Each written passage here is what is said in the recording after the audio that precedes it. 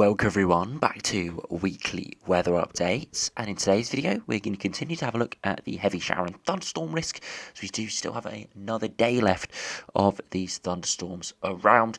They are going to be with the most active in the east today, where we do have a blanket yellow warning for this afternoon, and we can start to see them breaking out on the live radar at the moment.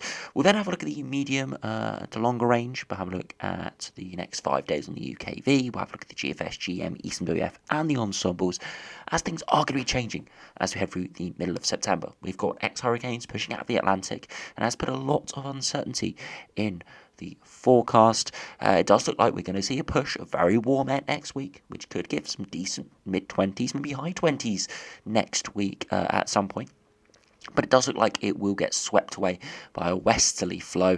It does still look reasonably unsettled in the medium to longer range, but there are hints, perhaps, of higher pressure building in, at least at times. But as I said, with the ex-hurricanes out in the North Atlantic, these models are flip-flopping a lot at the moment, so we can't really look at anything outside the 5 to 7 day time frame with any real certainty at the moment. But that is just the nature of this time of year, unfortunately. But we'll have a look at what they're showing today and see if we've got any correlation between the what we're seeing on the models, and see if they are reasonably well aligned today. So do remember, if you enjoy my videos, make sure you like and subscribe, and remember to follow me on Twitter as well. The link's in the description. Now, before I start the video, of course, I'm assuming everyone has heard about the sad passing of the Queen yesterday. I do put my condolences out to the royal family in this time of mourning. So if we do get into the video now, if we do start on the live radar, you can see we've still got a rash of showers around. We've got some heavier precipitation pushing into northeast England and southern Scotland. This all wrapped around lower pressure, which is now exiting out into the North Sea. It's been parked over the top of us and to our west over the last 5 days or so. It is slowly pushing eastwards, taking its instability with it, and that's why today the heavy shower and thunderstorm risk is in the east. As you can see, parts of Scotland, Northern Ireland, and Republic of Ireland, which have been the most unsettled places at times, especially earlier this week, are now reasonably dry. So we've got persistent precipitation heading into northeast England. We've got some heavier precipitation in the south of Wales and southwest England. This wrapped around another small localised area of low pressure, but it is losing its intensity. You can see, though, along northern areas, central areas and eastern areas, we already have a rash of showers starting to appear. Now, I'm recording this a little bit early in the day than usual, recording this just before midday, so not expecting the shower activity really to be amazingly high and these thunderstorms to be taking off for another hour or so.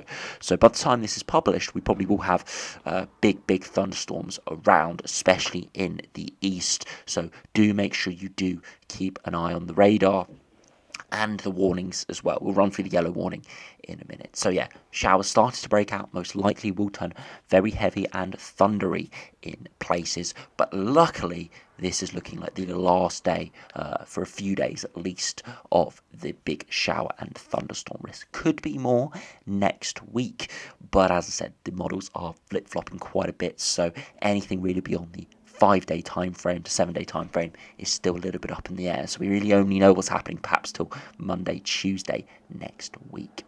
Now, if I do put in the temperatures as of just before midday today, you can see the temperatures are alright. Again, you see a lot of yellows and oranges, around average this time of year, high teens at the moment, maybe peaking around 21 or 22 degrees in a few spots. Still pretty humid in the east, but we are going to be seeing much fresher air pushing in over the next couple of days. Still moderately good temperatures, maybe low 20s still this weekend, but not as much of a humid feel. Next week, though, as we push that southerly wind up, it could get quite humid once again, but as I said, there's a big uncertainty with how far northwards the warm hot air gets, how hot it actually is in the end, whether it's sort of 12-13 degrees in NGFT-HBA or gets towards 20 degrees on some of the models. Still a little bit of uncertainty with that, but regardless, it's going to be a warm humid air mass for at least a couple of days next week before it does look likely to go westerly once again.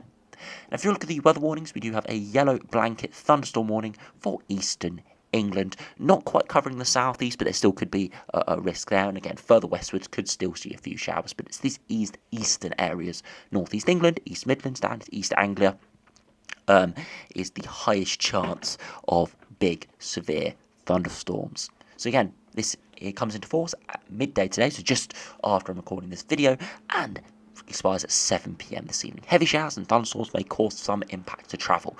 I'm expecting these to be pop-up storms. They could form into lines at times, as we'll see in the models, but I'm expecting mostly pop-up storms, so hopefully they shouldn't be too disruptive, but when they do move through, they could drop a lot of rain in a short period of time. Showers will develop fairly widely, again, by this afternoon, some being heavy with scattered thunderstorms. A few of these may become slow moving or aligned over one particular place. As I said, could band up, but most will be sort of isolated, scattered, moving through quite quickly. More likely over the East Midlands and East England. 15 to 20 millimetres within an hour in places. One or two spots might see 30 to 50 millimetres in around 3 hours. Where successive or slow moving showers occur, we could see those higher totals.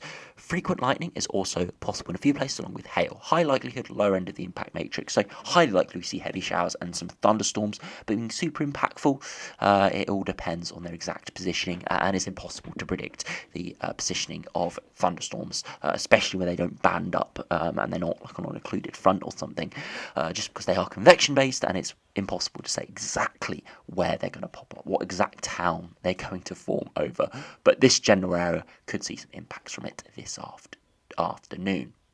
So if we do now go over to the UKV and see what that is showing today for the precipitation and the temperature. Now, if we do run through, again, you can see the showers spiralling through this morning, and as we head through 3 p.m. this afternoon, you can see those heavy thundery showers, specifically in the east, but not exclusively, some further westwards as well, and some into the southeast, where we do have a warning. Still some showers across northern England, but most likely light, and across Republic of Ireland, again, mostly light, though, as we are exiting out of the instability. Now, we're going to see a stark contrast for tomorrow, if we do run to the afternoon. There are very few showers around through Saturday afternoon, a few scattered here or there, but most likely to be a lot lighter and a lot more scattered than recently, so most areas will actually remain really quite nice, pleasant and dry. As we head through to Sunday afternoon, you can see still quite dry, especially through central and eastern areas, but in the west, see precipitation is starting to push in, with lower pressure coming in off the Atlantic. As we head through Saturday into Monday, those weather bands and weather fronts push eastwards, reducing in intensity, just giving some thicker cloud, but most of that precipitation does fall in northern and western areas. The south and east remains fairly dry through Monday once again, and eventually into Tuesday, more precipitation starts to push slightly into the south, but it is just looking like a bit of thicker cloud, and we've got a very warm air mass around, so we could see temperatures through Monday and Tuesday potentially low to mid-20s in a few spots, but still a little bit of uncertainty with those exact top temperatures. All depends on the cloud and precipitation amounts, because you look at those upper air temperatures, you can see really quite warm air mass. You can see around 13, 14, 15 degrees at 50 HPA for quite a period of time there, maybe even higher depending on the exact model you have a look at. And if we do have a look at the 2 meter temperatures, again you can see this afternoon temperatures peaking at around the 20, 21 degree range, but mostly high teens. Tomorrow those temperatures will be slightly higher, just because we've got drier weather more and more sunshine. Met widely, high teens, low 20s, more around 21, 22 degrees in a few spots. And as we head towards Sunday, inevitably going to be slightly cooler in the west, but in the east and central areas, 23, 24, maybe even 25 degrees is possible. And into Monday, warm once again, 24, 25, or even higher in some areas, cooler in the north and west with the weather front. And for Tuesday afternoon, slightly cooler, 23 degrees for the high, but that's because we have thicker cloud, and it could be higher than that if that cloud does dissipate, which is entirely possible at this time frame. Now, if we do go to the AROME run today and just have a look at the Cape and the precipitation for today's storms, just see how long they may last. As you can see, as I'm recording this, we have Cape building in the east, and it does peak perhaps around 4-5 p.m. in the afternoon within some quite big thunderstorms, before eventually clearing around 10-11 p.m. And you can see tomorrow, very little Cape around in the afternoon, so if any showers do form, they will have very low chance of being thundery at all. Now, if we do go to the precipitation and have a look what that's showing, again, you can see those heavy thundery showers breaking out this afternoon, peaking, as I said, around 4, 5, 6 p.m.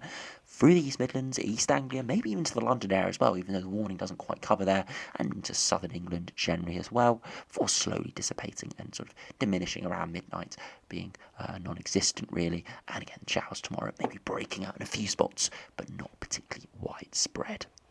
Now, if we head over to the GFS and see what that is showing today, we're going to have a look at the 6 o'clock run. It hasn't fully come out, but outside the reliable time frame, it has done. Again, you see the low pressure over the top of us at the moment, clearing eastwards. We see a southerly wind, a warm air mass built in, but we have this small low pressure system that is trying to bring cooler air in.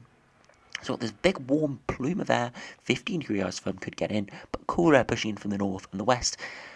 Along that dividing line, perhaps next Tuesday or Wednesday time, could be some heavy precipitation. The UKV didn't make much of it, but again, all depends on how quickly it does transition.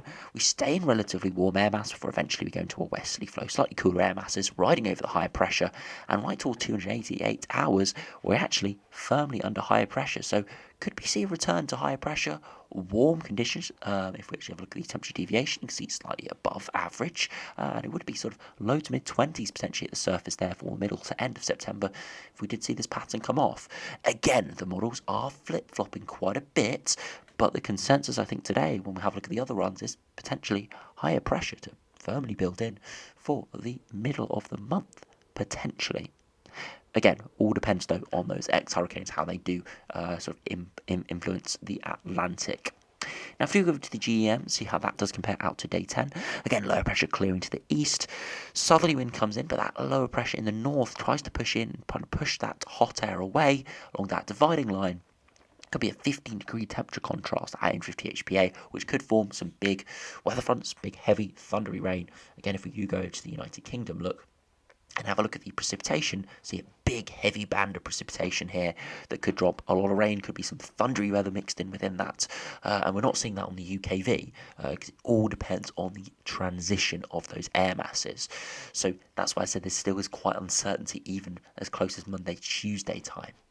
If you do go back out to the regional outlook, again, that hot air does get eventually pushed away, and we do see higher pressure build in. Yes, some cooler air masses could push in for a time from the north, but at day 10, we actually have a firm build of really quite warm, high pressure, and could bring some quite warm, dry, maybe even hot conditions for this time of the year. Again, it's not going to be anything exceptional, no high 20s, low 30s or anything like that, but mid 20s, that's relatively warm, if not quite hot really, for the middle to end of September, as we are heading into meteorological autumn properly. Like, it's not just early September, this is middle to end of September sort of time frame, where we can start to see much cooler and unsettled conditions. Building a big warm high pressure system in will be really quite interesting indeed. As you can see along our latitude, it is cooling down quite considerably, especially to our east and even the Atlantic out to our west, cooling down quite considerably.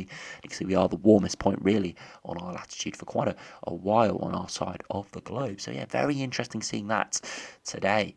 If we do have a look at the ECMWF, see how that does compare. Again, low pressure clearing to our east. We see those southerly winds pushing up because of ex-hurricane Danielle. See a low pressure pushing in from the north. Very hot air mass pushes in.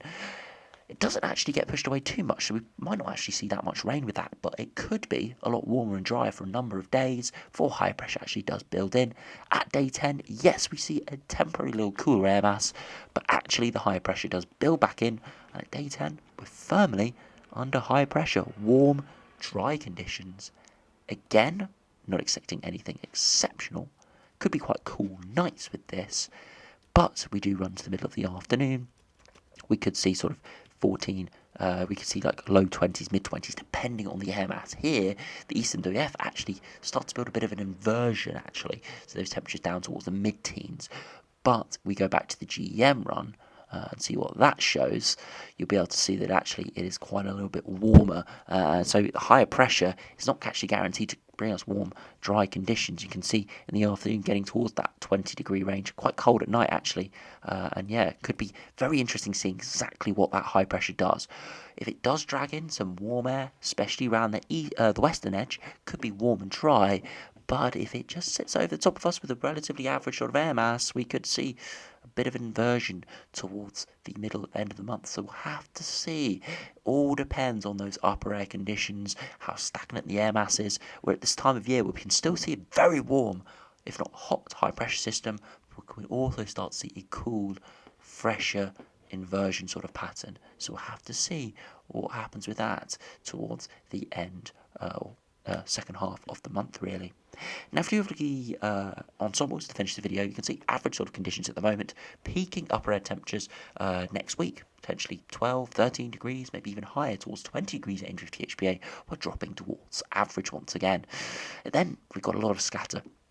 Some going back warmer, some going cooler, but the trend is now potentially for drier conditions. That has definitely come out within the models and ensembles. Today, it could change, but the time being, it looks like high pressure is building in with minimal precipitation in the longer term. And if we do have a look at the pressure, you can see definitely a trend for high pressure in the longer term.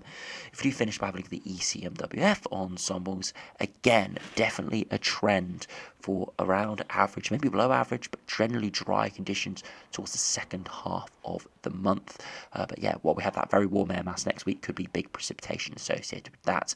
Again, the sea level pressure generally higher. And you have a look at those 2 meter temperatures, uncertainty with that, especially towards the second half of the month. Some getting back into the low 20s, maybe mid 20s, others around the low teens, and quite cool potentially overnight. Some 16 degrees at sunrise, others at 4 degrees. Again, all depends on that air mass. So as I said, we're at the time of year where high pressure can deliver very warm, dry conditions, but it can also deliver some very cool, frosty conditions potentially in a few spots with an inversion. So we'll just have to see what sort of high pressure system it sets up. It all depends on the upper air temperatures and the wind direction and where the air originates. So we'll have to see what happens with that. But for the second half of the month, the only thing we can say for now is it's looking drier. Temperatures still, as I said, depends on those air masses. So yeah, a little bit up and down over the next couple of weeks. We've got very unsettled thunderstorms today, drier, warm conditions over the weekend, could be turning even quite warm. So it's summer-like next week, with some potentially very heavy precipitation in the middle of the week, and then around day 10, so around next weekend, we could see higher pressure building in. It could be a warm high, but it could also be quite a cold high as well. We'll just have to see, as I said, how it does develop. So anyway, thanks for watching. Hope you enjoyed. Subscribe if you're new, and I'll see you again for another video soon.